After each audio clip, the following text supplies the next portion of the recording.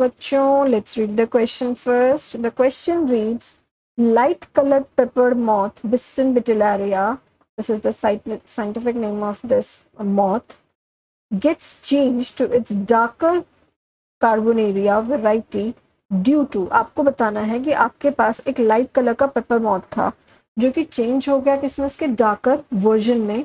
तो आपको उसकी इस वैरायटी ये जो नई बनी है उसका रीजन बताना है out of the given 4 option. तो हम यहाँ क्या करेंगे बच्चों, की कंसेप्ट में हम क्या रिवाइज करेंगे, की कंसेप्ट में हमारा रिविजन होगा इस कंसेप्ट का, जिसमें हम इस पेपर्ड मॉथ के बारे में पढ़ते हैं। ये पेपर्ड मॉथ आपका बच्चा जो है नेचुरल सिलेक्शन का एक बहुत फेमस एग्जाम्पल है, जहाँ पे आपका ये बताया जाता है कि कैसे इंडस्ट्रियलाइजेशन का जो टाइम था, आपका इंडस्ट्रियलाइजेशन आया था, इस इंडस्ट्रियलाइजेशन के टाइम में प्री टाइम के अंदर, प्री जो आपका टाइम था before this industrialisation and post, इससे स्पीशीज पे, ये वाले जो पेपर्ड मॉथ है इसकी स्पीशीज के सिलेक्शन पे कैसे फर्क पड़ा था। इंडस्ट्रियलाइजेशन से पहले बच्चों आपका पोल्यूशन कैसा था, लेस था, पोल्यूशन वाज लेस, तो आपका जो लाइट कलर का मॉथ था वो आपका सिलेक्ट होता था। जबकि पोस्ट में आपके कहा था पोल्यूशन जो था वो कैसा हो गया था, ज्यादा हो गया था, पोल्यूशन वाज हाई, तो आपका जो डार्क कलर का मॉथ था वो सिलेक्ट हो रहा था, क्योंकि क्या कर रहे थे, ये कैमोफ्लेज कर रहे थे, दे वर शोइंग कैमोफ्लेज। तो ये कैमोफ्लेज शो कर रहे थे। आपका जो लाइट कलर की बाग थी, बाग भी कैसे होने लगी थी, पोल्यूशन की वजह से डार्क होने लगी थी, तो जो डार्क कलर का मॉथ था वो सिलेक्ट होने लगा था।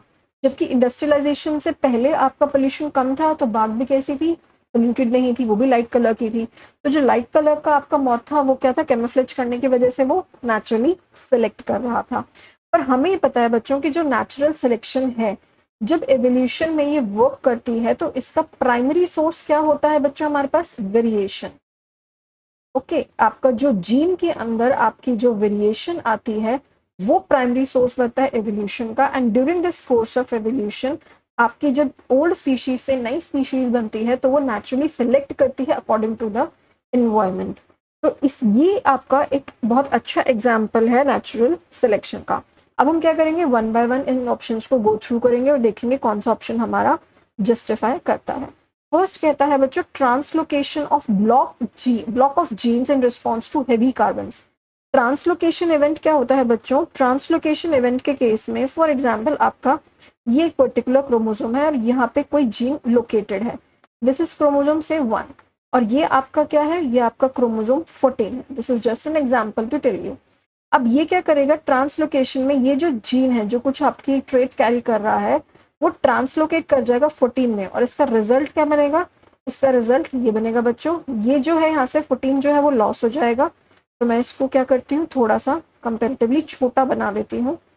तो ये सेगमेंट यहाँ से क्या करेगा, लूज कर जाएगा, ये छोटा हो जाएगा, जबकि ये आपका क्रोमोसोम 1 है, जबकि 14 ने क्या किया, इसको गेन कर लिया। तो 14 के पास ये एडिशनल सेगमेंट यहाँ पे प्रेजेंट है जो कि किसका है, 1 है। तो इसको हम कहते हैं ट्रांसलोकेशन। ये क्या है हमारा, ट्रांसलोकेशन। बट ट्रांसलोकेशन इवेंट से कोई वेरिएशन पैदा नहीं हुई, नो वेरिएशन। जबकि इवोल्यूशन में नेचुरली सिलेक्ट होने के लिए वेरिएशन होना एक एसेंशियल पैरामीटर है। तो दैट्स वाई ऑप्शन आपका क्या हो जाता है, गलत हो जाता है। सेकेंड ऑप्शन देखते हैं बच्चों। सेकेंड कहता है deletion of gene segment due to industrial pollution. Pollution की वजह से आपके जीन सेगमेंट बच्चों कभी भी डिलीट नहीं होते हैं, एंड अगर कोई जीन डिलीट हो जाती है तो वो एरर ला सकती है बट वो वेरिएशन नहीं ला सकती। एंड यही रीजन है बच्चों कि ये आपका एक इनकरेक्ट ऑप्शन हो जाता है। थर्ड ऑप्शन देखते हैं बच्चों। थर्ड ऑप्शन कहता है mutation of single Mendelian gene for survival in smoke laden industrial environment.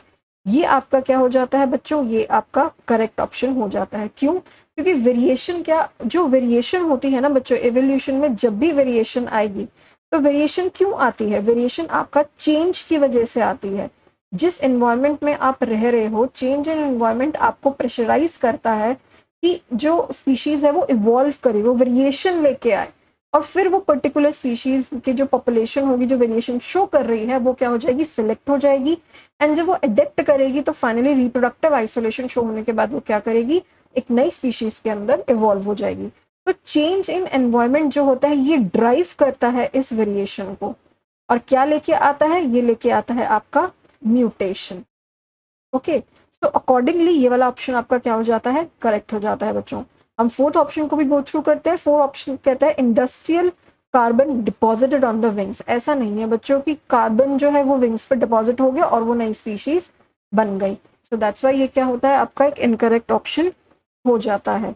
So the final answer to the given question will be option number 3. Hope you have understood this question well, बच्चों. Best of luck.